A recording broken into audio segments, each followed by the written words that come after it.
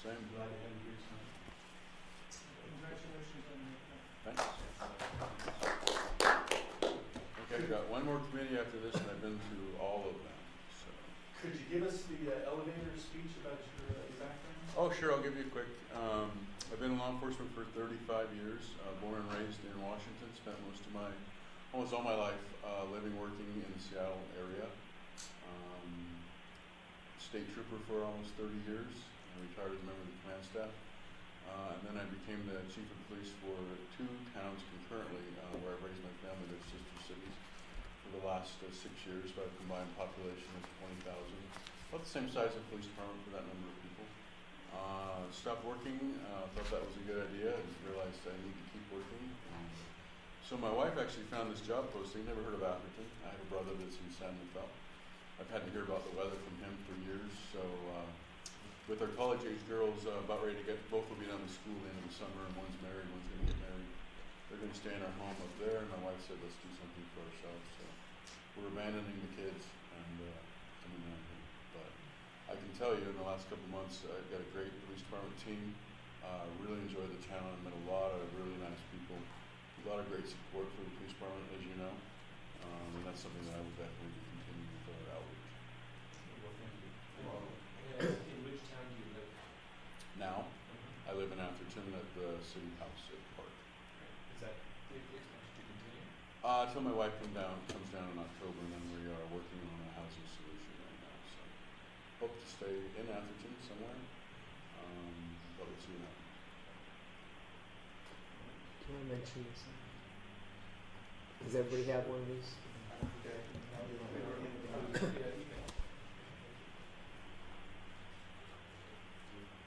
Yeah, this is to my knowledge, the first annual report put out by the town about what's happened in the last year or so in all the departments, police, public works, and so on.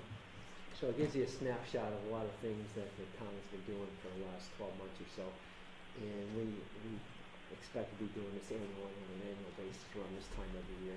So this is the first edition for every year. So might catch a wagon line. How did it come to pass that the decision was made to produce this document? I can't answer that. I don't know. It was Thank you. Mike Kashawagi with the city manager George Laverix started these discussions months ago to produce this, and so that's really so he asked me to share it with you. Are Well, these I think it's a great idea. Thank you. It sounded like when Mike Lumpers was on the line. Yes, I believe it's Great. You guys heard my name, but I'm missing the rest of that conversation there. I made the inquiry as to whether or not the microphones here are active, am I louder now than now?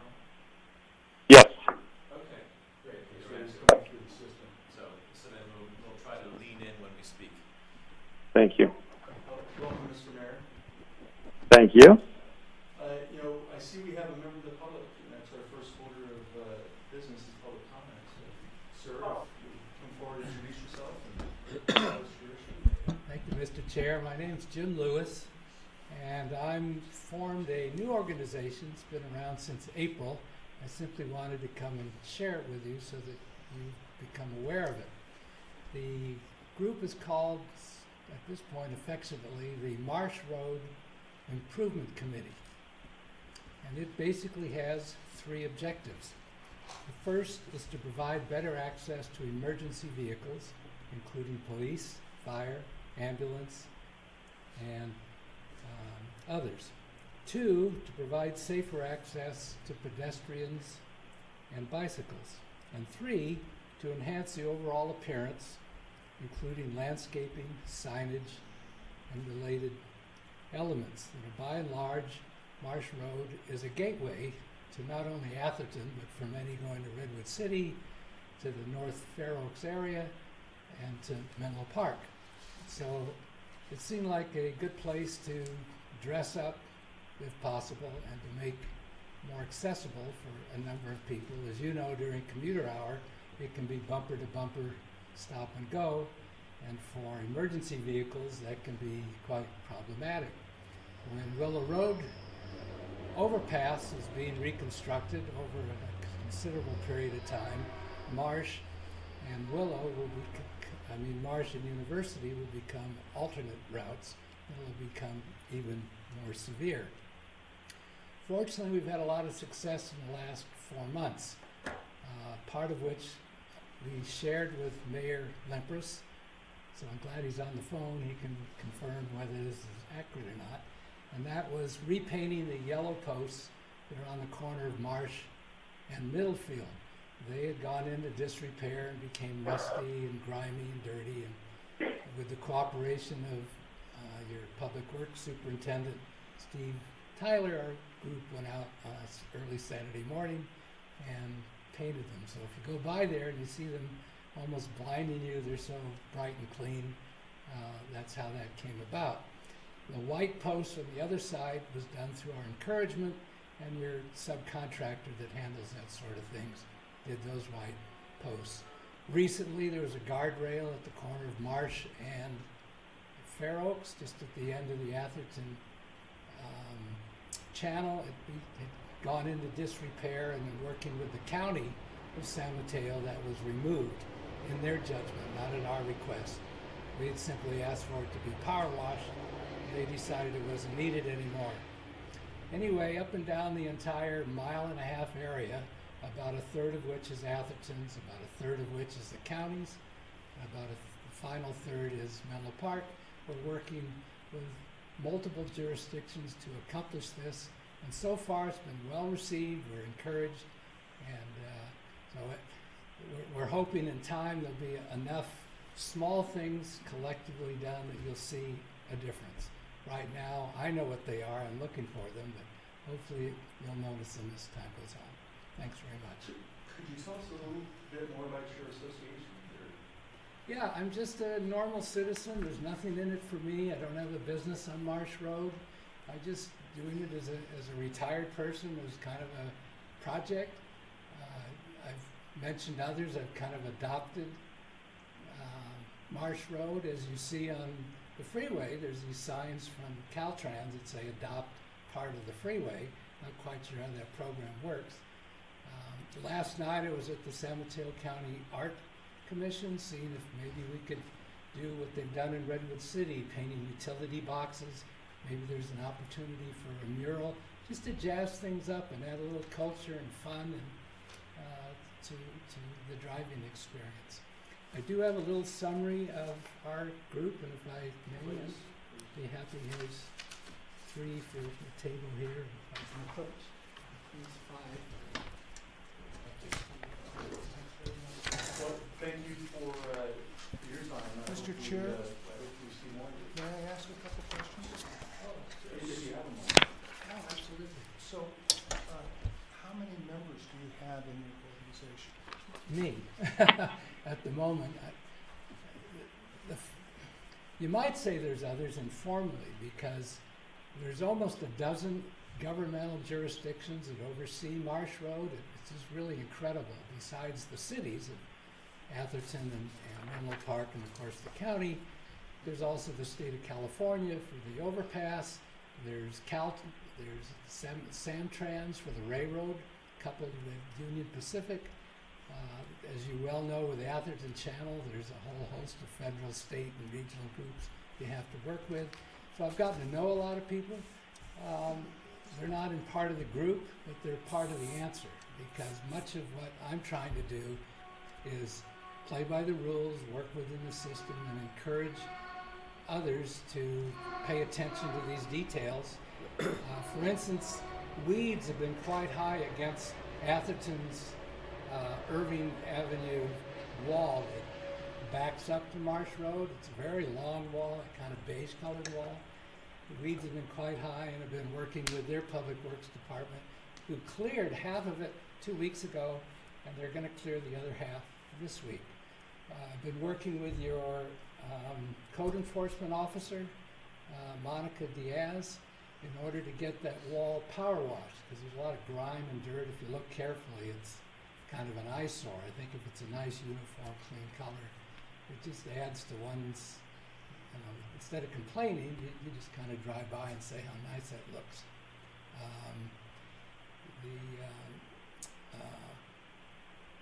And so, Thank you. It's a long answer to your question. It's just me at the moment. Is your organization incorporated as a not-for-profit organization? Well, I met with Supervisor Slocum, who was very gracious, spent an hour and a half talking about Marsh Road in terms of forming a joint powers board. Because of the multiple jurisdictions and the costs involved, it seemed like a potential answer. They were open to the concept, but they realized that the first step would be to hire a consultant to do what they called a corridor study, much like you're doing on El Camino Real. And it's time consuming, it's costly, it's far beyond what I'm capable of providing. So I decided just to pick away inch by inch, small thing after small thing, and whether it's a burnout street light, whether it's a red curb that's faded and hard to see, whether it's those safety posts that have become rusted, and quite frankly, being retired, there's a social element involved because of knocking on the door of the commercial businesses that are on Marsh Road, two of which are law offices, ORIC, that I'm sure you're familiar with, on Bohannon, and there's another law company across the street. There's the pool company, the Shell gas station. MA Storage has been really helpful. I've had long talks with them. I'm going to talk to Quicken or Intuit recently or soon, and see what contributions they can make to having that street more attractive to their customers and vendors and so forth. Anyway, it's kind of an odd thing to do. We call it a hobby maybe, but it's kind of fun. Again, I get to meet a lot of people. At the end of the day, hopefully I've left the world a little better than I found it when I woke up. Great. I have just a question. You said that first priority is to provide better access for emergency vehicles. Do you have any specific suggestions as to what could be done to improve that? Things that are within the purview of a transportation committee. Not at the moment. It's one element I've not pursued yet, and I'd like to make the rounds. I did go to the fire district, and they told me they have bigger fish to fry at the moment, part of which you're intimately aware of. But I have looked into putting a lid on the Atherton Channel to allow bicycles and pedestrians to go from Middlefield to Fair Oaks. And I've talked to the county about putting a crosswalk at that location because there's a sidewalk that they could continue on the other side and continue out to perhaps Bayfront Park. So that would be a safety issue, but it wouldn't necessarily help the emergency access. Okay. Thanks. You're welcome. I want to applaud your efforts. I think things need a champion to happen, and I think you're taking it upon yourself to be that champion. So thank you, and again, you're always welcome here, and we're anxious to hear about your successes and some of the obstacles that you want to face. I talked to Commander Wade yesterday. He was very helpful and sent me an email afterwards thanking me for the efforts being done. So it's encouraging that I'm not out of line or off base, but working again in the system and listening carefully to what others say that's important to them. Well, thank you. You're attacking one of the more challenging problems. I mean, a very short stretch of road there, you're covering four or five jurisdictions. And Yeah. that's where we run across. Great. It's easy to do when we have all the knowledge and can turn it, but when we've got to work with other people, it becomes more challenging. So good Exactly. luck. Thank you. All right, our next item up is the approval of minutes from our May meeting. Move to approve. Second? Moved and seconded, all in favor? Aye. Should have been on the screen, because I was not at the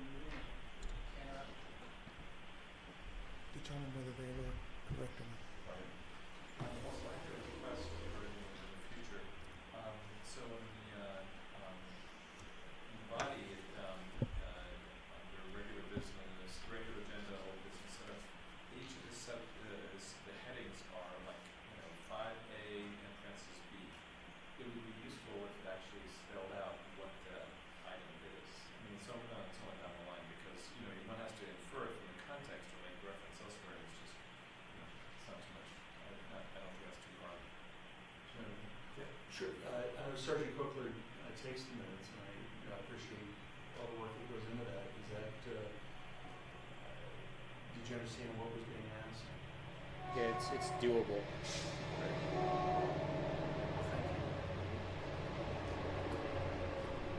All right, on the new business. Mr. Chairman, can we close the door so cut out some of the train noise?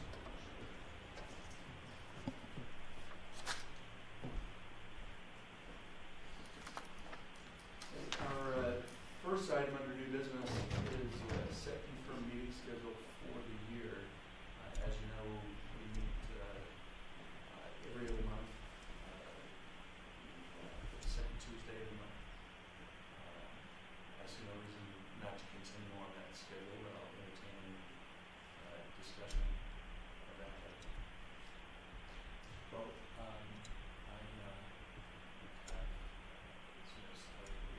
frequently busy travel schedule, so if it doesn't inconvenience others to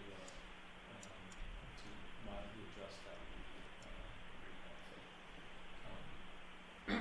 So our next meeting is September 12th. Is that correct? Good. Unfortunately, I have to be in New York on that day. And so, Do you have a proposed alternate date? The week following would be better for me.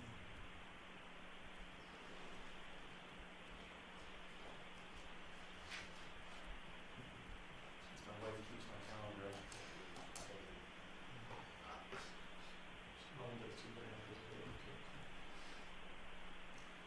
The following week's fine for me. 19th.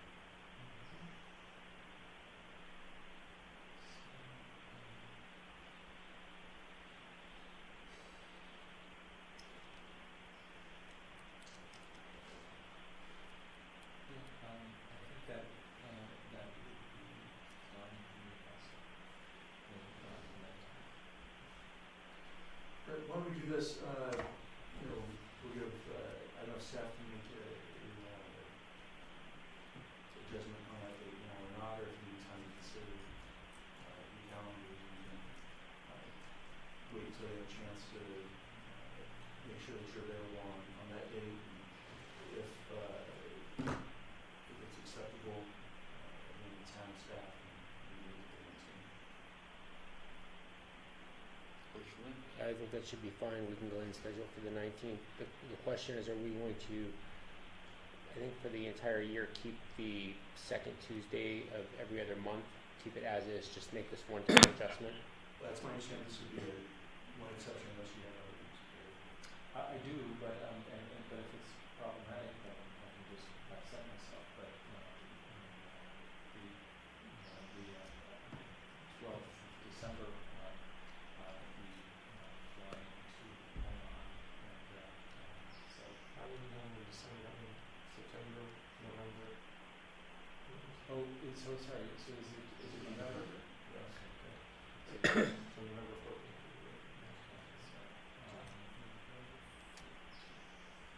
Is there a way to check and see if this room's Yeah, occupied? I'm No, right now, so we yeah. have to do it tomorrow or the next day. That's the only thing.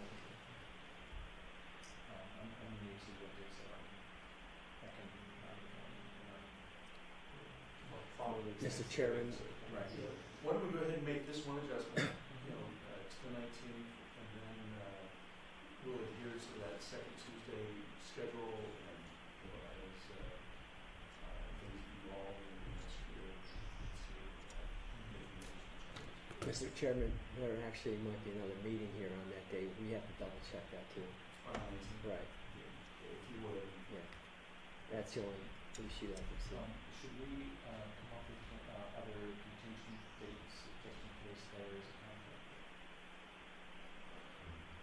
Mr. Chair, my experience in the past has been between commissions is we have a set schedule for numerous reasons.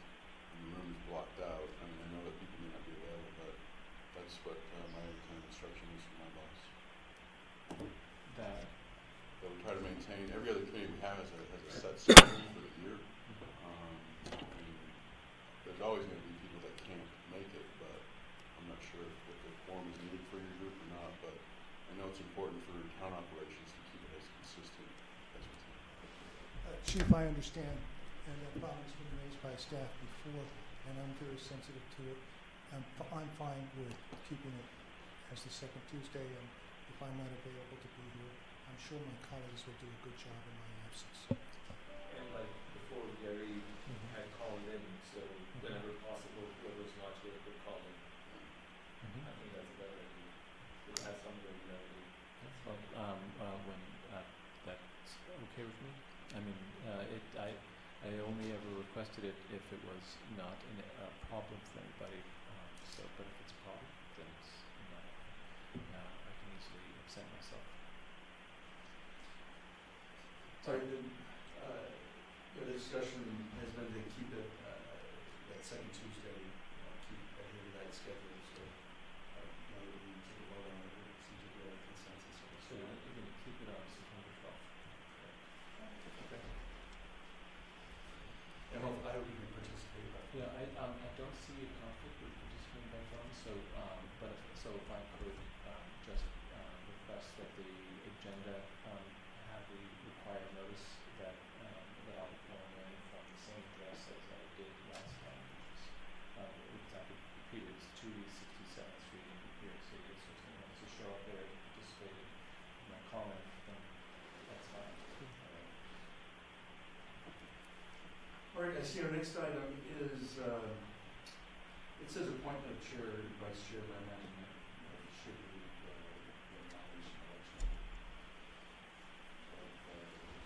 Chair, vice chair. Has it been a year?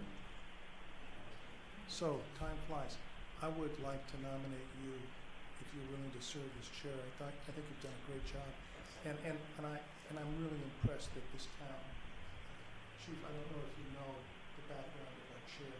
It'd be good, why don't you tell him a little bit about your background? It'd be a good time for him to learn about you. You know, I don't want to bore everybody else. I was, at the end of the meeting, I like to get together and see if we could get time for coffee or something in the next week or two. Absolutely. But he has an extremely impressive background, and we're very, very fortunate to have him, and he's done a great job. Thank you. Thank you for that. Yeah, I guess by acclamation. I want to start rose petals together as the laurel will take. Vice chair.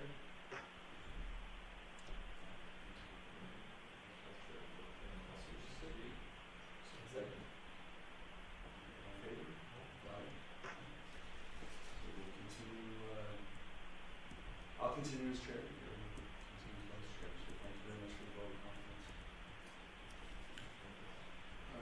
We're into the regular agenda, old business, greenhouse. When will construction start? I drive by frequently, so I. It started, that's for It sure. started. Yeah, in May it started and it's going gangbusters, and so I don't have anything new to report, but just they're working very hard over there, working quickly. So, and I know there's impacts sometimes when they block the roads and that, but You know, I have a question, Marty, and I don't know if you know the answer to it or not. I notice, you know, there's a number of construction projects underway Right. in El Camino and Right. those jurisdictions. When they take a lane for construction purposes, does Caltrans issue that encroachment permit? Or Yes. is it the city? Caltrans. Caltrans Right. issues that. Right. Is there any input on the part of the city? Not that I know of, no. Is the city notified? Sometimes not, no. So, And I asked. Because it all goes through Caltrans, like, so if they did that in Atherton, we probably wouldn't hear about it unless there's a complaint. We called Caltrans and find out what's going on. That's usually how we hear. I don't know about from the police, if you guys hear anything on your end. Yeah, we only find out when we're driving around and see Right. the lane shut down. Yeah. Yeah. So they don't need our approval, so they go to Caltrans, and then generally we're not told what's going on. We have to find out usually. is there a way to request that they let you know? Well, That's not the easiest thing. I mean, I stand. believe me, I've been trying to get a lot of things from Caltrans about what's going on in El Camino in our jurisdiction, and it's not been easy. I'll just share this with you. Tomorrow night, we're having a meeting with Redwood City and Menlo Park to discuss the mutual transportation issue. I'll be attending, and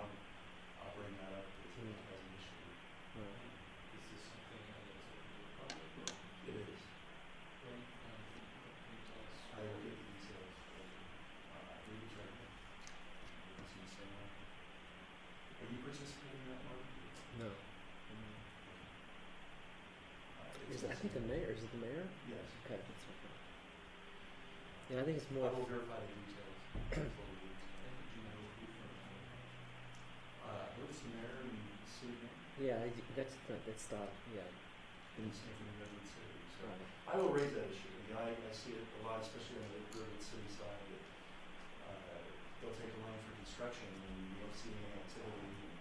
I understand the benefits to the contractors, but, as a Well, Menlo Park has got a few things going on tremendous there impact too. on traffic. So I'll raise that issue. What is the process for Caltrans to alert the local jurisdiction, and what is Caltrans doing to actively manage these encroachment permits? It's easy to, are they doing anything? Probably not. So, and decide to, an issue for us to consider. Yeah. We should make sure that's on the agenda tomorrow. All right, I will follow up with that. I don't know if we're, if it's too late to include that or not, that particular issue. I don't think it is, Jim. I think this is a pretty relaxed meeting tomorrow. Okay. Who should I get that to, Mr. Mayor? George. Okay. I will shoot them an email and raise that issue, or ask them to include it. Yeah. The hotel part of Glenwood is purely Appleton and Cedar Street, Actually, now, the hotel at the corner of Glenwood and El Camino is Menlo Park. We don't own any of that northbound lane there, and we only have the southbound lane up to the limit line. The rest of it's all Menlo Park.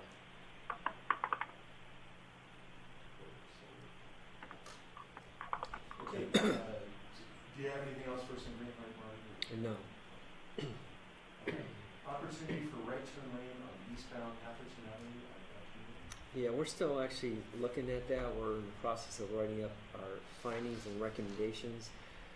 We met with the homeowner there on the corner, Mr. Barclay, and he's not receptive or supportive of making any kind of extension for that right turn lane that gets anything closer to the wall there that they have. And so we're looking at other options. But right now, we're not finding anything, any kind of easy fixes or anything that wouldn't cost a lot of money to do that. So, I have this, at that location, I drove by it the other day with that item in mind, that the wall is awful close to the right of way. I don't know if it encroaches on the right of way. I don't we know. don't believe it does. Right. But it is very tight down there. And we're going to actually come up with a memo that'll be probably an off-agenda memo to this committee probably in the next couple of weeks is our hope. And so it'll be with our recommendations and findings on that, and then we're going to take that to council. Again, this is strictly, rough estimate, but both the wall on that side and then I believe the shrubbery on the other side. Right. I mean, they look, I don't think there's 6 feet of unpaved shoulder, No, it's very narrow. which For pedestrians and all that, it's, would make me wonder, did someone encroach on the right of way of that location? not, As a driver around town, it seems unusually narrow to me. yeah, It seems that most intersections a little bit wider. a little wider. Right. And I've seen real problems with pedestrian access there, because people come across El Camino and there's this jog, and they're busy jogging and they're not looking, and there's a bus stop right there, and there's a lot of people who work as domestics in town who go to that bus stop or go from that bus stop, and I worry about that. Can I ask, is part of that, was there an assessment done of what it would cost to do eminent domain on the sliver of land to pay the fair market value to? We haven't gone into that. I mean, when we go back to council with our memo, and if they direct us to do that, that's when we do something like that. That'd be a very sensitive issue, certainly, because the homeowner there that we met with, he doesn't want to see anything come closer to his wall and currently is there. It's understandable, nobody does.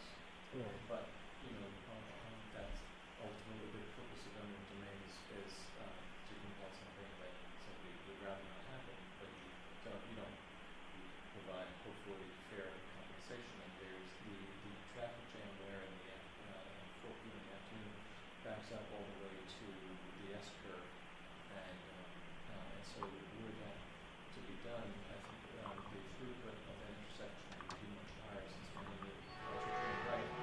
So anyway, I mean, from a public welfare perspective, if one values people's time appropriately, I think that would be an appropriate trade. But of course, people's time doesn't necessarily flow to the city's coffers from which domain country have to come. So I don't know how to flow. Anyway, it would seem to me at least worthy of consideration.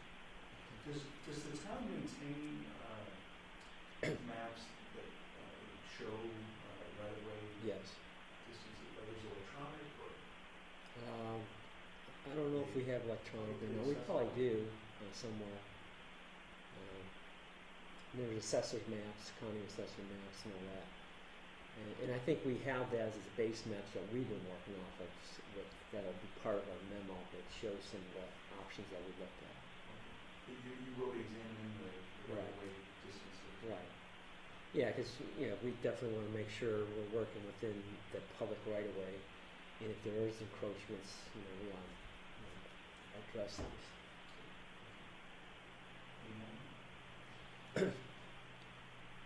Overview of the ECR Complete Streets project. Yeah, right now, the next step there is to have another full community meeting in September when people are back from summer vacation. So the consultants are now looking at when's the time and location to have that community meeting. Once we have that date set, then we're going to advertise it to everybody. And give everybody a sense of where we're at based on what we heard from the stakeholders, what some of the parameters are that are established by Caltrans, Menlo Fire, police input, and so on. And what are some of the concerns, regarding the safety out there, the speeds and stuff like that. And then get their input from a community-wide perspective. So that's the next step. Ultimately, what we want to do is bring back a report to City Council outlining the whole process and procedure with recommendations. And that's probably maybe 6 to 9 months down the road. Is there any preliminary inclination? Well, a lot of people think, there's safety issues, certainly at certain intersections like at Selby and ECR, the crossings there. Some people would like to see bike lanes on ECR, but, you don't have them like in Menlo Park and other parts. And riding your bike on El Camino is not the easiest thing to do. I've done it myself, and it's a little bit scary.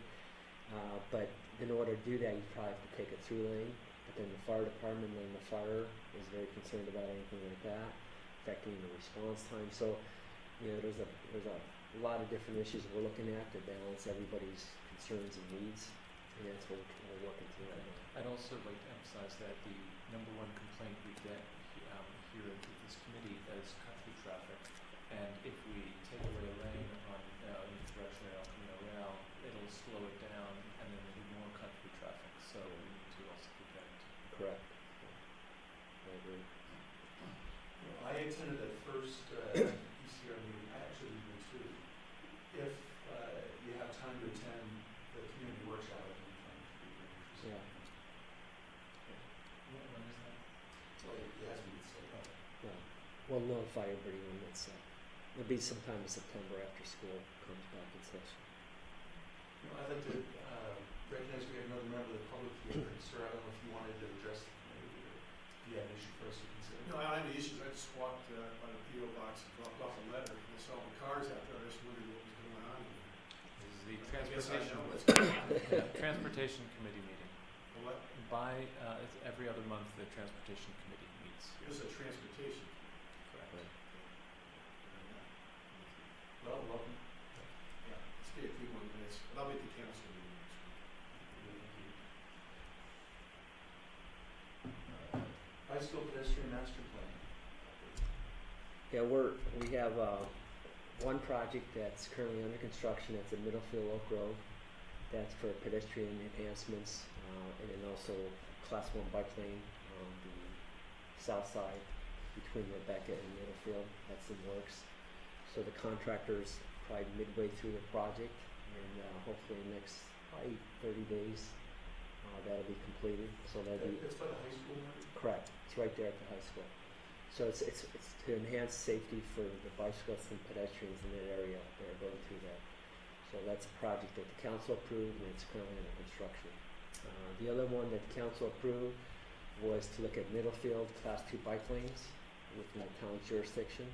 And so we have a consultant that's currently working on that. We had a kickoff meeting with them a couple of weeks ago on that. And ultimately, they'll make recommendations that we'll bring back to council with hopefully some plans to implement to make it safer and for the bicyclists and pedestrians on Middlefield in that segment. Because there's a number of intersections and other crossings that, you know, we have currently 5-foot bike lanes out there in most locations, but there's some utility poles and other things that are in the way that makes it tighter. And so we're looking at all those options to make it a better area for bicyclists and pedestrians to travel. So those are 2 main projects that are currently going on. They're implementing from the master plan, bicycle pedestrian master plan. The intersection of Middlefield and Glenwood and, is it Glenwood? Yes. That's just, just with the gates, people come through the gates and all the traffic, and it is just there. Well, in fact, the council approved as part of the CIP is to put a crossing there, crosswalk with lights, pedestrian activated LED lighted crossings on that north side. So those are going to be going in probably next 2 to 3 months over there, enhance the pedestrians crossing there.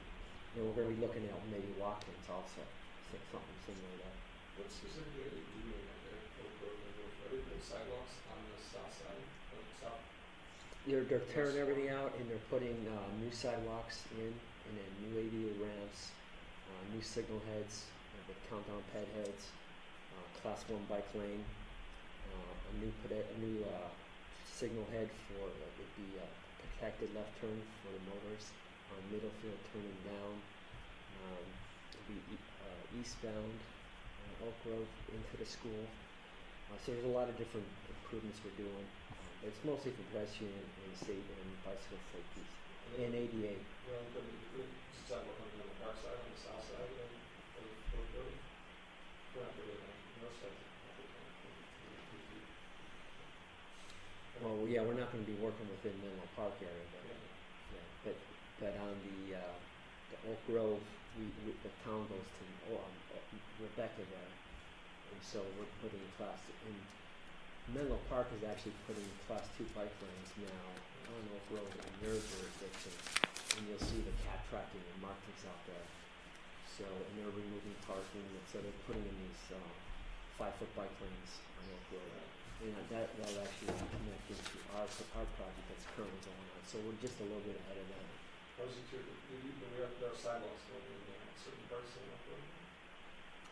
Those are not sidewalks, those are actually class 1 bike lanes.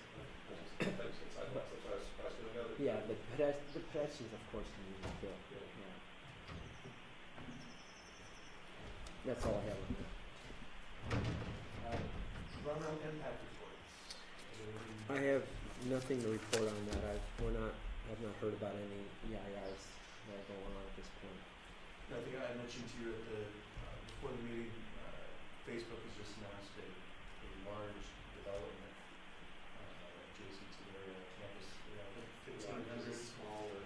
Yeah, 1,500 residential units. And Menlo Park plan for, certain amount to be done by 2040 is at 85% of that allocation. We're ahead of schedule. Surprise, surprise. Yeah. So, that, again, I don't know if there'll be an opportunity for us to participate in that, us being the town to participate in that either. Tomorrow will be a good time to bring that up. Tomorrow. Well, we can always comment on the EIR, but what they do with it, usually nothing. So You know, I know it's a big development, but the fact that they're gonna try to have employees living in those places, in a way, it might actually reduce traffic. So the article I read said seen both. I've seen both statements. It's not clear which way it's going to go. But anyway, It doesn't matter, even if 100% of the people on the lease are, there will be spouses, there will be children, there will be lots of. oh, absolutely. But I don't know if you've been to Facebook lately, but they have the biggest parking lot I've ever seen, and you can't park. There's no parking places. I don't go during rush hour. It must be a nightmare getting in and out of there during rush hour. And just for what it's worth, they're growing, and I think it's an appropriate thing to grow. The issue is that the region does not increase its road capacity to accommodate the growth in jobs and the growth in housing. And so the appropriate thing to do would be for some governmental entity, whether it's a town or regional basis, to apply a transportation capacity to all developers so that the developers pay for their share of the increase in road capacity to accommodate those developments. That doesn't happen, and so we have ever worsening traffic. And so I don't know how to resolve that issue, but that is, I believe, what should happen. So I agree with you in part about the problem, but building housing 20 miles away from where the jobs are has a bigger impact than building housing next to where the jobs are. I just wanted to point that out. That's all.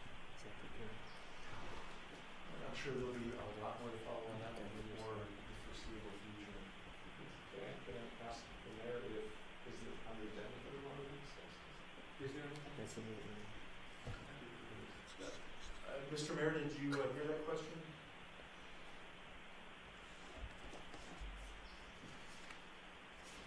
Sorry, it takes me a minute to go off mute. But no, I couldn't fully hear the question. It related to whether we're discussing that tomorrow. Is that the idea?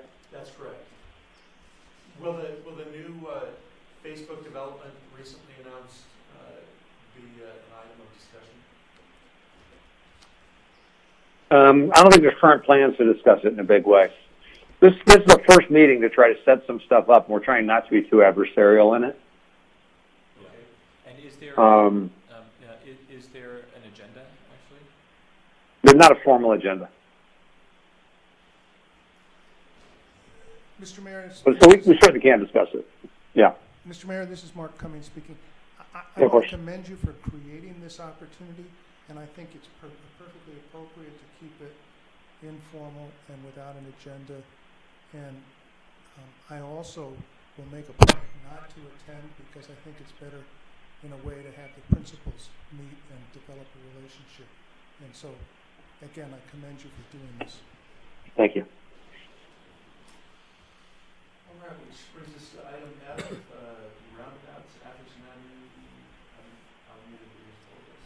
Yeah, as the committee probably knows, Las Alamitas School District did a traffic analysis. The town staff commented on that, and it was months ago.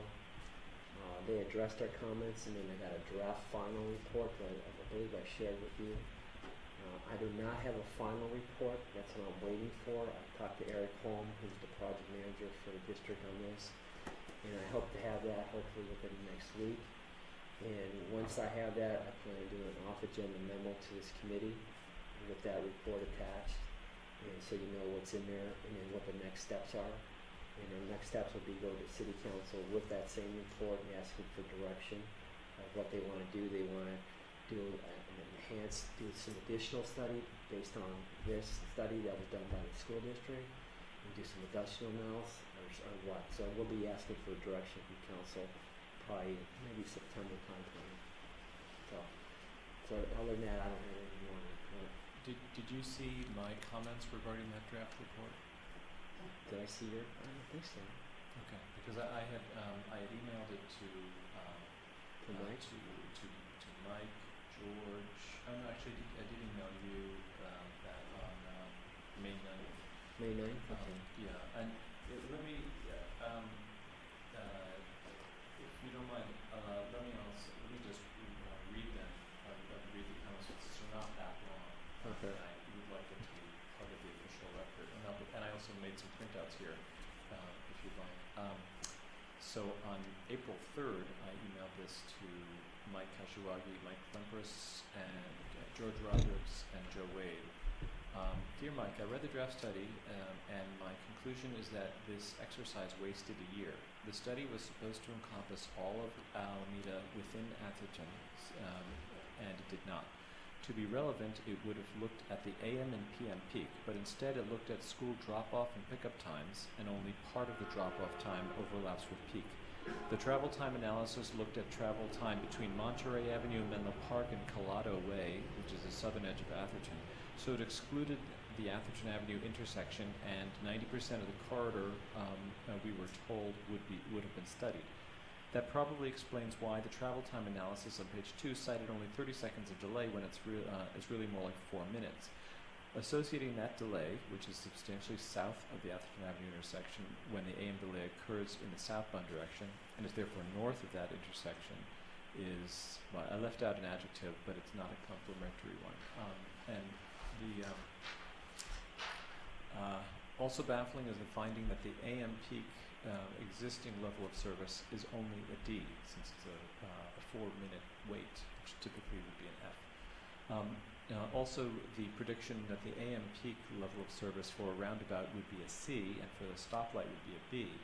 When you look at the detailed exhibits in that report that disaggregate the results, it lists the roundabout results as AAAC, and the signal as CCDB, or CCCFBDB. And so I said the GPA of roundabouts seemed higher. Also omitted from the report were important facts regarding how much safer roundabouts are than traffic signals, and I provide some references to that. So, so anyway, I printed this out because when I originally emailed this to Jennifer Frew to distribute it to this committee and so forth, there was an attachment to the middle, and everything beyond that attachment was truncated. So, so anyway, I brought printouts, and anyway, I'm happy to resend it. But basically, the report, when we were assessing the roundabout, what Mike said is, well, they're doing a study of the Atherton corridor that would go all the way from Stockbridge to at the southern edge of Atherton. That was all supposed to have been included, and only 10% of that ultimately was included. And of course, as I pointed out, not during relevant times of day, which is so it's irrelevant. It wasted a year. This was knowable, and so it's just not. It doesn't pertain to the decision at hand, and so it would be great if we could address it directly, since right now it's just not being addressed. But, Well, again, once I get the final, I'll attach a memo to it, to the committee, and then we're going to take the city council probably in September, asking for further direction to address the opposition of the deep-buying. So that would be the next decision point on this issue, Mr. Chair? So I was not able to be at the last meeting. The reason I was not able to be at the last meeting was I was in Europe. My work over the last 40 years has required me to travel quite a bit. I've probably got several million miles of air travel under my belt. I've spent a lot of time in Europe where there have been lots of deployments of traffic circles. roundabouts. Roundabouts. Traffic circles are different. Excuse me. You're right to correct me. Thank you very much. I did some research, and I found that there was a similar situation in the Netherlands with a similar road configuration and a similar traffic pattern. They put in a roundabout. The result was that people sped through the roundabout, and it increased the number of accidents tenfold and caused some fatalities. So then, after having had to condemn property to make room for the roundabout, they had to put in traffic signals. And instead of putting in one set of traffic signals, they had to put in 4 because of the way that, one for each. So traffic would come in, it would fill one quadrant of the roundabout, the traffic lights would change, and so it ended up slowing down transportation time, reduced flow. You the whole thing, because without the traffic signals, they had a tenfold increase in accidents, and they started having fatal accidents because people were speeding through the roundabout. Well, And, no, this is just reality. No, I'm You know, not, it's not an opinion, this is actual experience, and it's one case. It's not 100 cases, it's one case. I just would like that to be on the record. Thank you. And I would be interested in seeing that case, but I recommend that you also look at studies of multiple roundabouts where they look at situations where they replace stop signs with roundabouts and where they replace traffic signals with roundabouts.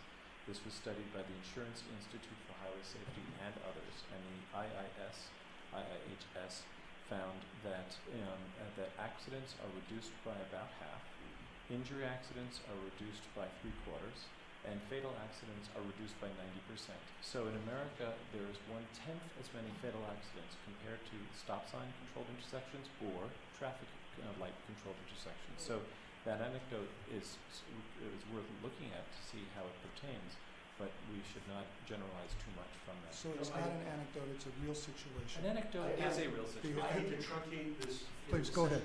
This discussion, it's a good one and valuable, but I'm reminded that, that I was reminded that our charter is only to consider those items referred to us by the council. That's why I asked, what's the next decision point on this? And if it's the presentation of this Las Felinas school study to the council, then I think that's the time to address this either as a citizen or member of this committee to the council. Well, anyway, I just don't want people to get the wrong impression of something that is considered to be settled fact. Right? And so departments of transportation all over America are advocating roundabouts be put in. And California has a rule, a law, that anytime you put in traffic lights, you must consider a roundabout for that location because of the fact that they are so much safer. And that's why they have created that rule. So anyway, I'm not saying that it absolutely positively is the right thing to do here because it hasn't been formally studied. The purpose of this study was supposed to study it, but apparently it didn't. One I would add is if we do decide we want to study it, I think the first group we want to talk to is Stanford University, which put in a couple roundabouts and has made a decision based upon the data they're replacing installing photo stops onto the roundabouts because of the reduction in safety. Improvement in safety. Yes. Right. Everywhere it's been put in general, it has been found in America.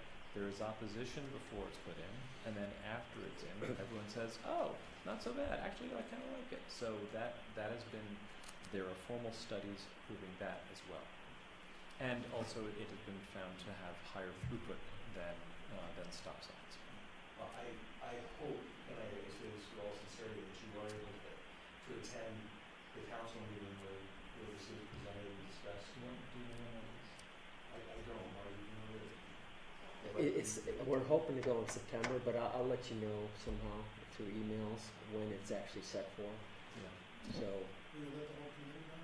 yeah, I'll, Thank you. through Jennifer or whatever. It's all public news. Right. By the way, Oh, yeah, it's all public. Yeah. Ultimately, if there is a decision to study that intersection more ourselves to assess this issue, a concern that has been expressed by Kerry Wiest is that there would be all the traffic going through would be so consistent that it might be hard to turn out to either to enter the roundabout from Atherton Avenue West, and also concern about the next street up. I don't remember which it is. Being able to make a left turn into traffic, and so an obvious solution is to make a right turn and then loop through the roundabout. But anyway, I'm only bringing this up because this will be an outstanding issue that would need to be addressed sooner or later, and so I just thought I'd plant the seed.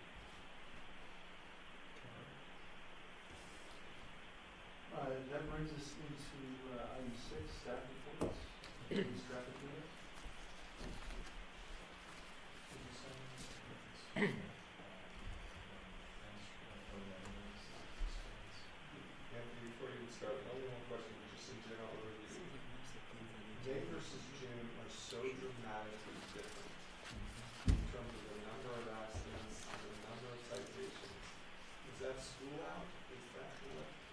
So, yeah, we've actually had quite a few less collisions since school has ended.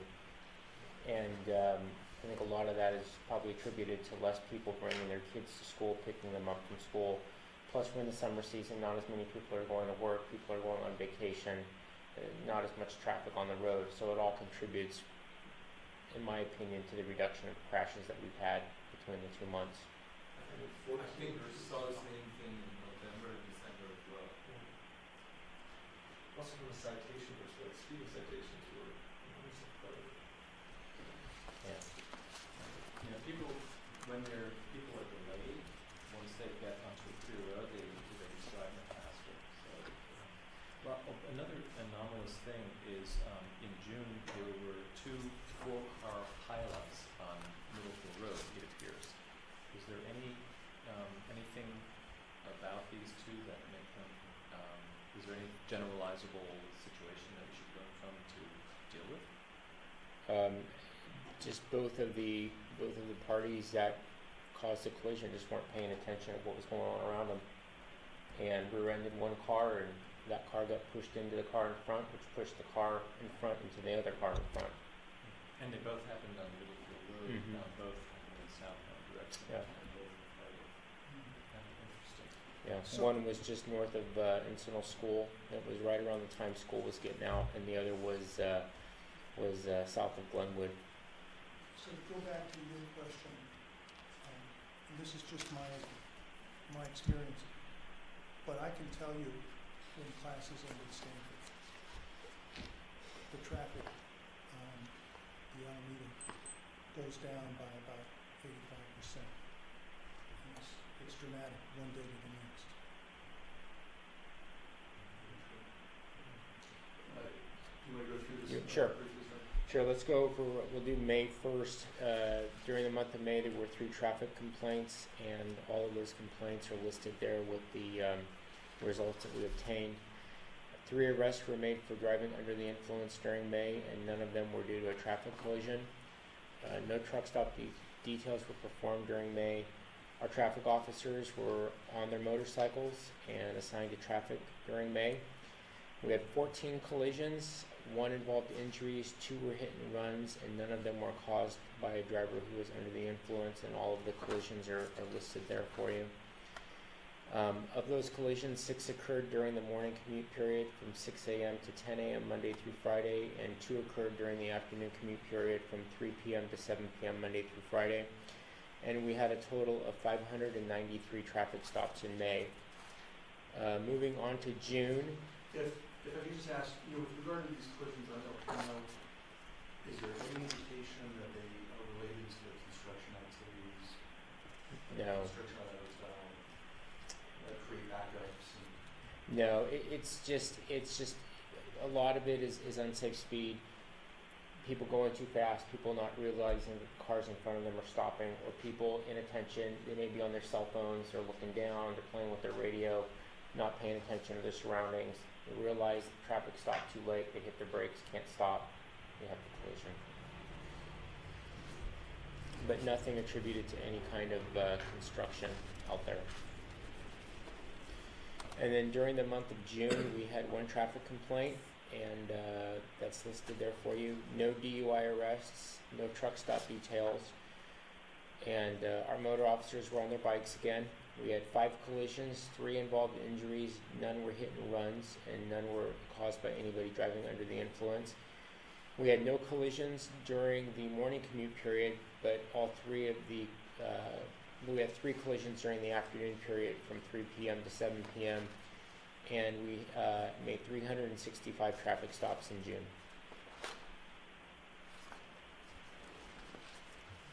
Did you see any pattern that you would like to comment on? No, all of the collisions seemed just normal, people not paying attention, no real patterns. Thank you. Was the focus on distracted driving that in special enforcement period, is that in I don't remember when that was. I know that I didn't even remember seeing any emails or anything from CHP on that this year. And one of the issues is that a lot of the special enforcements have ended. So the Avoid the 23s, the DUI campaigns, all that stuff has ended. We used to do those every year in San Mateo County. The state of California, OTS, said basically that we're not going to fund those kind of programs anymore. They want new and different things. So our association with the programs that were run through Daly City is over. So now what goes on every month is what's called the step deployment, and that's where officers from every city try to get together, and they work in 2 cities in one day, usually I think it's the second or third Wednesday of the month. So officers from each city will get together, they'll go to one city in the morning, one city in the afternoon, and then they'll focus on the problems that are occurring in those cities on that one day. And then our time comes up in September, where we do part of the day in September, and then part of the day is spent in Menlo Park. So ours will be coming up here in a few months. And that is a OTS grant funded? No, it's not OTS grant, and it's not overtime. It's just officers that are already working. Each department will donate an officer. If the departments wish to have somebody come in on overtime and participate, they can do that, but it's not backfilled by OTS or the state.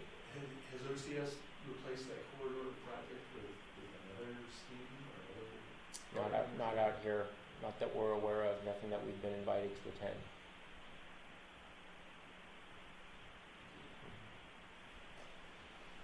All right, it looks like, I think that completes our scheduled agenda. Our next scheduled meeting will be September 12th. Excuse me, Chairman. It was number 6B. Can we talk about 6B? Oh, my apologies. Yeah. So, as we mentioned, we talked about briefly before the meeting, the City Council, as part of their budget in the capital improvement program, have allocated $50,000 to hire a consultant to look at citywide traffic flow issues. And so, what I'd like to do is get some feedback from the committee today about maybe what should be in the scope of work that we're planning going to council September 6th, with a report requesting authorization to go out and have a consultant look at these issues, restricting maybe turns at certain locations and cut through traffic and things like that. So I'd like to get any feedback from the committee on that you might have. I'll offer Gary to Okay. respond to that. So there, I would recommend that they look at during while school is in session. There are many intersections where a minor road has a stop sign abutting a major road, like Valparaiso and Elena and Emily and so forth, where there are cars queued up to turn onto Valpo, and the same is true of various streets to El Camino Real, etc. And so the where they back up tremendously, many of those locations are places where they back up because someone's trying to make a left turn, and you have to wait for a break in the traffic, and so were we to add a right turn lane, then that would allow people to bypass that backup. And in many of those locations, it's just a matter of paving the ground there, and so it should be relatively easy to add those. And what about maybe restricting left turns at certain hours, things like that? Well, that's a solution, but I don't think that's the best solution, because forcing people to turn right when they really want to turn left forces them to go, somehow figure out another way to get back to their ultimate goal. I mean, I think that the objective should be to help people get to their destinations sooner. I mean, these are mostly African residents, I think, and we want to get to their destinations sooner with less frustration and no loss of safety. So, or health safety. So, and it's my belief that the longer someone is waiting to find a break in the traffic to turn left, the more likely they are to make a turn at an inappropriate time. And so by shortening up that queue, by letting right turners bypass it, I think that helps. You know, I'd like to maybe have the mayor chime in too, Mayor Limpers, if he's still on the line, because I believe they talked about this at June 7th council meeting, and I wasn't there, so maybe if he's still here, he can add his thoughts. Mr. Mayor, are you able to hear Marty's comments? I heard Marty's comment near all of Gary's, but I can talk about the issue because at least my perspective on it, and I think this is consistent with the rest of the council, is that this was an information gathering, effort to begin to explore options so that we could have a good public discussion about basically circulation through the town. What is the role of the feeder streets and the different types of streets we have? How do we want to address north-south or east-west traffic? What do I do about neighborhoods? How important are we going to put throughput versus other factors such as neighborhood, integrity or the ability to walk through neighborhoods at certain times, that kind of stuff. But the idea is to begin to gather some facts, to begin to have the conversation that we need to have, because it seems clear traffic's only going to be getting, bigger and bigger, and that we'd rather have a plan for how to address it than just kind of react to it and be on the receiving end of gross decisions that other people are making and having it affect our town without some response. And so this is the first step towards that. I think it's going to be a very lengthy discussion, but I think it's an important step in getting that discussion started. At least that's my perspective. Is that consistent with Marty or Mike? Anybody else's view of it? Mayor, I wasn't at that June 7th meeting. That's why I asked for your perspective. But, yeah. And then I was asked by Mike Kajiwagi to ask the committee, what their thoughts are, to help us form a scope of work that we can bring to council and have it authorized to go out to, an RFP for, or, and maybe add whatever scope you guys want to do. One of the things we want to talk about, for example, is do we want to even consider speed humps as a possibility in the town? Yes or no? Do we think that left turn lanes during certain hours, left turn prohibitions during certain hours are a good idea or a bad idea? Those are the kinds of issues we're going to begin to address, and the answer may vary by neighborhood or even by street. Will this follow the community input model that we're using for the El Camino project? Or would it be just strictly a study by a consultant? I don't know the answer to that. I think we're obviously going to get a lot of community input, but I don't know at which stage, whether it's going to be input at the stage of the study or of the, as we start to implement things, or how we're going to get community input. I think that's a TBD. It's obviously got to happen. I mean, the whole point of this is to have a community conversation about what kind of town we want to be with regard to transportation. Yeah, right now there's 50,000 allocated, which wouldn't allow you to do community meetings, things like that. Mark Cummings had a comment. Yes, Mr. Mayor, I really liked your description of the intent of the study. My training includes training in cybernetics, so I may get too strange here, but bear with me for a minute. I would also like to see an analysis of sources and sinks. In other words, where traffic is coming from and where it's going. And the sources and sinks, I believe, I don't know what proportion, but I would not be surprised if 75% of the sources and sinks are outside of the city. During rush hour. I'm not sure even during the whole day, but during rush hour, absolutely, maybe even higher. I think it would be good to have, and it's something a consultant could do without too much financial burden, to document what the sources and sinks are now and what the outlook is for sources and sinks. I share the curiosity, although I have a question as to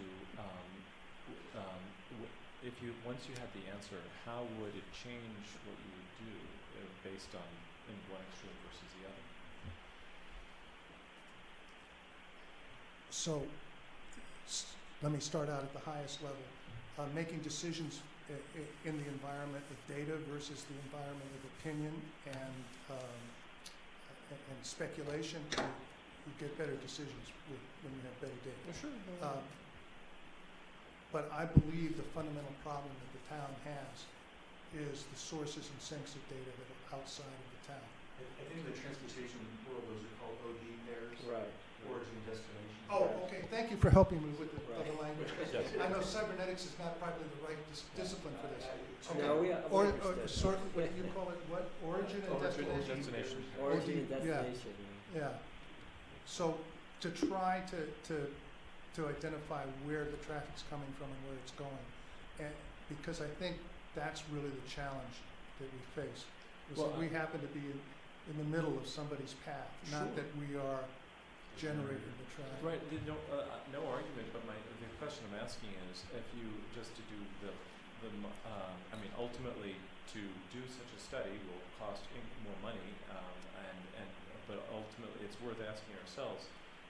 In the extreme, if we found 100% of the traffic was from outside the town, what decision might we do differently? Or conversely, if 100% of it was from inside the town, what would we do differently?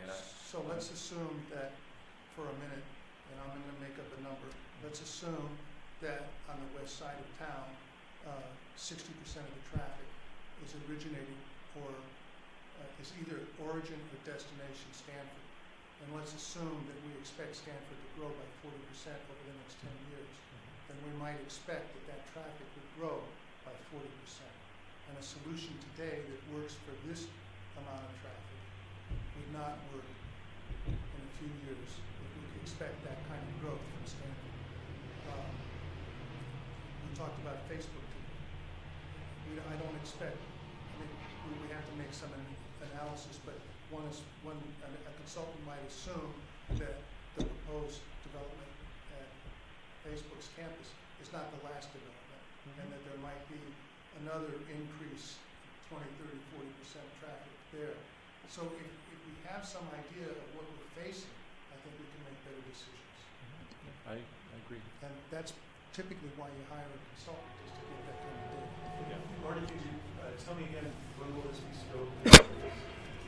We plan to bring this to council in September. Their September 6th meeting is right now what we're looking at.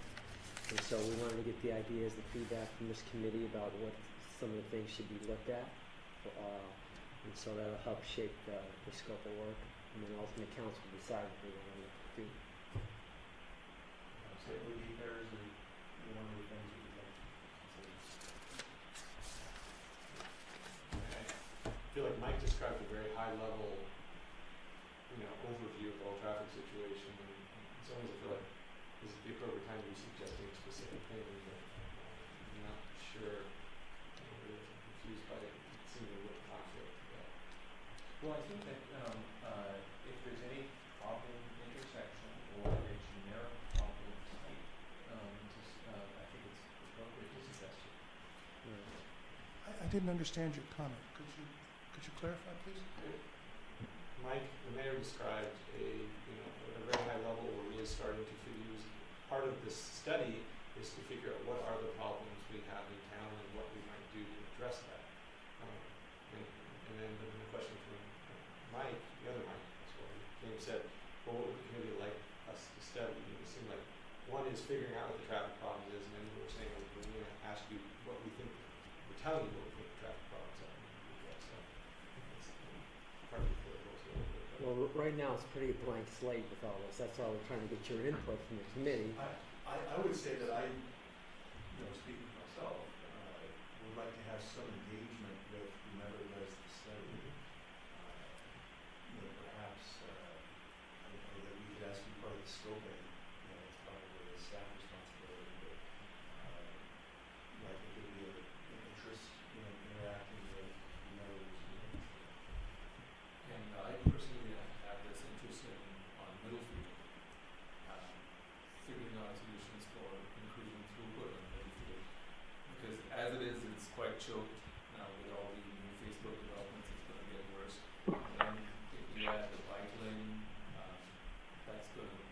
I'm sure impact traffic, vehicular traffic. So that would be another area that definitely needs a lot of attention. Well, and as Gary pointed out earlier, when you get choked on those, then when you turn off, you're frustrated and rushed, and so the feeder streets are the speed limit in town, except for Valparaiso, is 25 miles an hour. You go down Encinal Avenue, Glenwood, Oak Grove, nobody's going 25 miles an hour. I laughed to hear when our councilman Whitmer requested the police to come out there. They could just live on Glenwood all day long and just do one ticket after another. Speeding up streets 35 and 45 most of the time. But how do we address that? So I agree with you, obviously. Can I also suggest that it would be useful for them to quantify the extent of the delays at critical intersections during rush hours. Alameda and Atherton Avenue was an area that I first proposed a roundabout for that location in 2010, and then in 2011 or 12, I was encouraged by the then chairman of this committee that I should join the committee and try to advocate it from on the committee. And I've been at it now for 7 years, and so it would be anyway. I think, and the reason I picked that location is because that's the most obvious location. Because there are other locations where I think that type of solution could help, but that's the lowest time to do it. Anyway, but ultimately understanding the extent of backup is useful. On that final comment, we're going to study the traffic and the things we can do, but the question is spending that money there when, to Mark's point, I mean, the biggest driver of our traffic problems in town are all the development around us that are forcing all this traffic there. Is the money better spent trying to figure out how to work on that issue as opposed to, hey, we're just going to accept the fact that this traffic is coming and make the best of it? I think it might be a good idea to, try to create some kind of regional levy, where maybe administered by the MTC, where they and have them allocate funds, because we don't have material housing growth in Atherton. We don't have any commercial growth in Atherton, and so. But of course, all people are going from and to across Atherton. If you were, for example, on 280 and you want to get to Facebook, then we are the best way to get there, to get over to Marsh. And so, and similarly for people heading to Stanford coming down 101, Marsh is probably the best exit. And so, you're right, but ultimately we won't, to the extent that money can be used to improve the throughput by, for example, doing eminent domain to cause an intersection to have more lanes to get better throughput. Those monies don't flow to us from these other communities, but they should. And so I think it might be appropriate to have that a discussion at a county, well, actually, we're bordering 2 counties in Santa Clara and San Mateo, but could be a San Mateo County thing, could be a regional thing, could be a California thing, but this is only going to get worse. And a long time ago when the roundabout thing was being debated, one of the counter arguments was, well, most of those people going through there aren't Atherton residents. It's true, they're not. However, I did some calculations assuming that it was 20% of them were. Still, the 20% that were still thousands of people, really wasting vast amounts of time. And also, we, Atherton residents, wind up being stuck in the traffic jams of other towns too. So we don't want every town disregarding the impact on other people, because we're those other people a lot of the time too. So decision making on a regional basis does not happen at the appropriate levels, I think, and we might want to consider advocating for that. So, if we can get more money, I'm all for it. And I've supported and continue to support the regional cooperation. And I thought the mayor did an excellent job at the joint meeting with Menlo Park, and I expect him to do the same quality job on the upcoming meeting, and I support that. I point out, though, that at the meeting with Menlo Park told us that they chose to restrict traffic on Willow Road. They had a 4-lane road, and they made a conscious decision to reduce it to a 2-lane road, to make it harder for people to use that road, to reduce the amount of traffic. If you think that the amount of traffic, that the volume of traffic is infinite, and that then if you increase capacity, you do not decrease the amount of congestion, you just attract more traffic. What makes you think it's infinite? So the question, that's why I want sources and sinks. I want to know. I look at the Stanford traffic and I see if people leaving Stanford have a choice. They want to get on 280, they can go Alpine, they can go Sand Hill, or they can take the Alameda and go up Woodside Road. They make a choice depending upon which one they think will get them there fastest. Yes, there's a long backup on the Alameda and Atherton Avenue, but they make a conscious decision that that's faster than going Sand Hill or Alpine. Stanford has decided not to increase the capacity of Alpine, and they own the land. They've chosen not to increase the capacity, and they've chosen not to increase the capacity on Sand Hill. And they've done that because they believe that the amount of traffic is infinite. That if they increase the capacity, they will get more cars, and they don't want more cars. So it's not simple, and that's why I think we need to know about the sources and the sinks. But Marty, as I understand it, this is more of a technical evaluation of street types, maybe developing some metrics to the traffic flow. I think it's still up in the air, but I think what the mayor said before, trying to get a handle of, what are some of the issues and how can we fix some of these things, like restricting maybe some turn movements or so on. So again, $50,000, there's not a lot you can really do with that, so it's pretty limited. So I think it's the first step in addressing the citywide circulation and cut through traffic issues and seeing what we can do about it.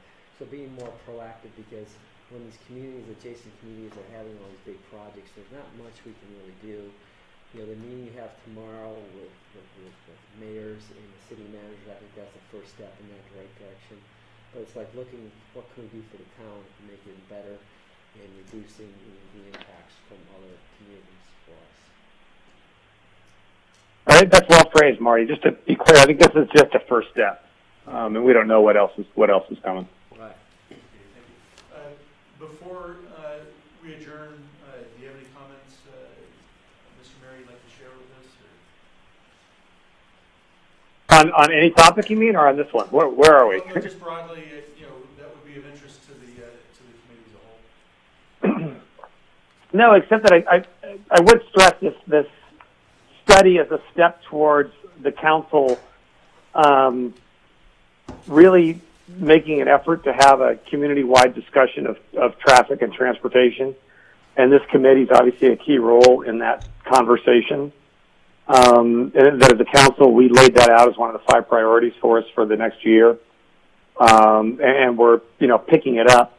I think that's without any preconceived notion of what the answer is, but I think it's very important that we as a community make decisions, because we are talking about the possibility of directing traffic flow, away from certain areas or towards certain areas, and that certainly affects everybody's life.